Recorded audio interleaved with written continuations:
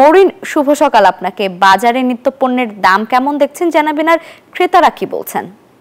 সকাল থেকেই কারওয়ান বাজার রয়েছে, যেহেতু মাত্রই বাজার গুছিয়ে উঠেছে সেই জায়গা থেকে ক্রেতা সমাগম কিছুটা কম, কিন্তু বিক্রেতাদের সাথে কথা বলে জানা গেছে যত বেলা গড়াবে তত ক্রেতা সমাগম বাড়বে। আপনাকে যদি একটু বাজার পরিস্থিতি দেখাতে চাই, কাঁচা আম মিলছে 50 টাকা কেজিতে, টমেটো 40 টাকা কেজিতে, সবুজ গোল বেগুন মিলছে 80 টাকা কেজিতে, পেঁপে 80 থেকে 90 টাকা কেজিতে, করলা 60 থেকে 70 টাকা, পটল 50 থেকে 60 টাকা কেজিতে মিলছে, লাউ প্রতি পিস 70 থেকে 80 টাকা, ঢেঁড়স 50 টাকা, গাজর 60 টাকা কেজিতে মিলছে। বাজারে এখন বেশিরভাগ সবজির দামই প্রতি কেজি 60 থেকে 80 টাকার মধ্যে মিলছে, এবং কিছু সবজির দাম কিন্তু 100 টাকার বেশি। এবং আপনাকে যদি আরেকটু জানিয়ে রাখতে চাই, বিক্রেতারা বলছে যে সপ্তাহে ব্যবধানে কিন্তু 10 থেকে 15 টাকা প্রত্যেকটি সবজির দাম বেড়েছে। এবং ক্রেতাদের সাথে আমরা কথা বলে জেনেছি যে ক্রেতারাও বলছে যে হঠাৎ করে সবজির দাম বেড়ে যাওয়াটা অনেকটাই ভোগান্তির, এবং তারা বলছেন যে গত সপ্তাহেও কিছুটা কম ছিল সবজির দাম, সেই জায়গা থেকে সবজির দাম হঠাৎ করে বেড়ে যাওয়ার কারণটা আসলে যৌক্তিক না। সেই জায়গা থেকে আপনাকে যদি আরেকটু বলতে চাই যে বাজারে আসলে এখনো ক্রেতা সমাগম পুরোপুরি জমে ওঠেনি, কিন্তু যেহেতু বাজার গুছিয়ে উঠেছে এবং যত বেলা বাড়বে তত ক্রেতা সমাগম বাড়বে। এখান থেকে এই ছিল সর্বশেষ, এবং আমাদের বাজার পরিস্থিতি জানাবেন চট্টগ্রামের আরেক সহকর্মী নয়ন বড়ুয়া জয়। চলে যাচ্ছি নয়ন বড়ুয়া জয়ের কাছে।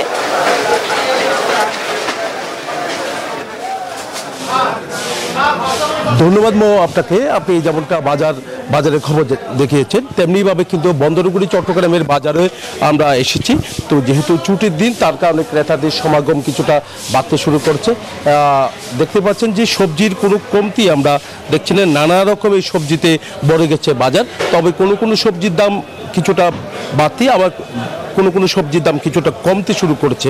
তবে আমরা দেখছি বরবটির দামটা কিন্তু এখনো পর্যন্ত অনেক বেশি, তারা 100 টাকা কেজিতে বা কোনো জায়গায় 90 টাকা কেজিতে বিক্রি করছে। আবার কাঁকরোলের দাম কিছুটা কমতে শুরু করেছে। আমরা যেখানে কাঁকরোল 100 টাকার উপরে বিক্রি করেছিল, এখন কিন্তু সে কাঁকরোল আমরা দেখছি 80 টাকা, কোনো জায়গায় 70 টাকা কেজিতে তারা বিক্রি করছে।